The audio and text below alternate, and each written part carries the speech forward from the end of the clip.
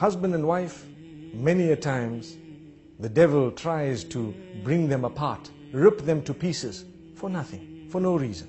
Sometimes it's because we become impatient with one another. We live with one another. This is why the Prophet, peace be upon him, says, خَيْرُكُمْ خَيْرُكُمْ لِأَهْلِهِ. If you want to know the best from amongst you, he who is best to his wife and his family members. The same applies to a female. She who is best to her husband and family members. If your husband or your wife or your family members can bear witness that you are a very good person, then indeed you are good, because you live with them 24/7.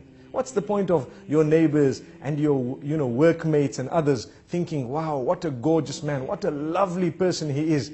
That's because you go to work, you smile, because you're being paid to smile. You work so nicely, you're so kind to your bosses and everyone because you're being paid to do that. Some wives wouldn't mind paying their husbands to see that smile, because we don't smile sometimes. We come into the home, we throw everything onto one side, we sit in front of the television with our newspapers, and we're being spoken to, and we're just saying, yes, yes, until they might even ask us, are you a fool? And you say, yes. This is the type of behavior we have sometimes. We don't even know what they're saying. Yet, someone phones you from work, full concentration on the phone call. What is this?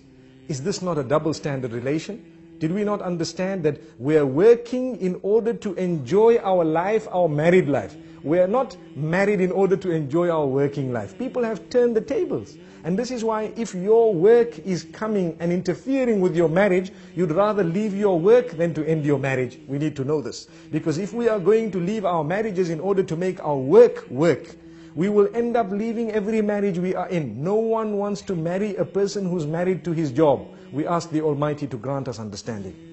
The point I'm raising is, some people prioritize wrongly, and they end up giving priority to that which is not supposed to be right at the top, over and above the things which are supposed to be right at the top. And for this reason, children are neglected, wives are neglected, sometimes husbands are neglected. The way we speak to them is far worse than the way we speak to others. Sometimes, as I said, at work, we can speak so calm, so kind to everyone, but come home, and suddenly we have such a face. Everybody's helter-skelter. Everybody's running around. No one wants to sit with us. We don't sit with anyone. When we're on the table, we have, a frown, and we look at everyone as the most harsh of people. And yet at work, even the girl who brought the tea to us, thank you very much. Oh, it was so sweet of you.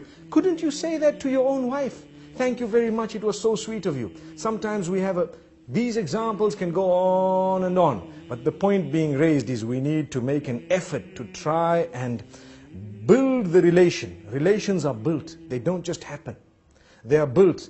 And it's like a little plant. You have the seed. The more you water it, the better it will grow. Sometimes you add a little bit of fertilizer and you find it will grow better. The fruit from it will become or will be of a far more superior quality. So you need to know, in the same way you're ready to put fertilizer there, sometimes a little rose can do a lot of positive, within the home.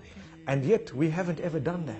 There are people sometimes who will buy chocolates and gifts for others who are not even related to them. And yet for their own family members, they've never even bought a single rose, nor have they bought a little gift, nor have they had a surprise for them. Why?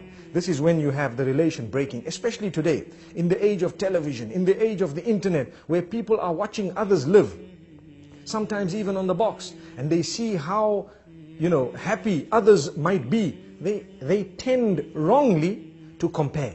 It is wrong to compare. It is in fact almost detrimental to compare your marriage to those who might appear to you to be happier than you. But people are doing it.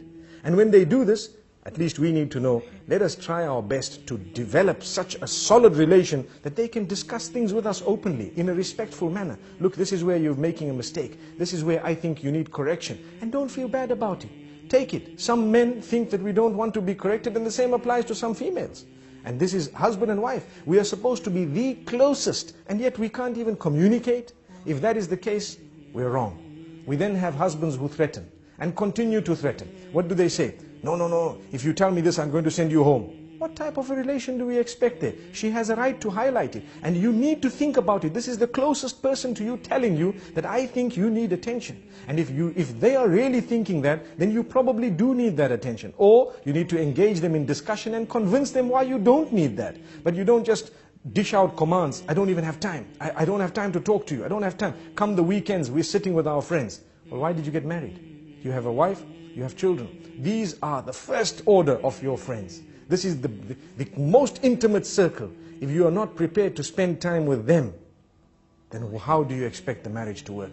I think we've said quite a bit for today, and this is all food for thought. Obviously, whatever we've said applies to me firstly and then everyone else, and the idea is to conscientize one and all about this beautiful relation between husband and wife.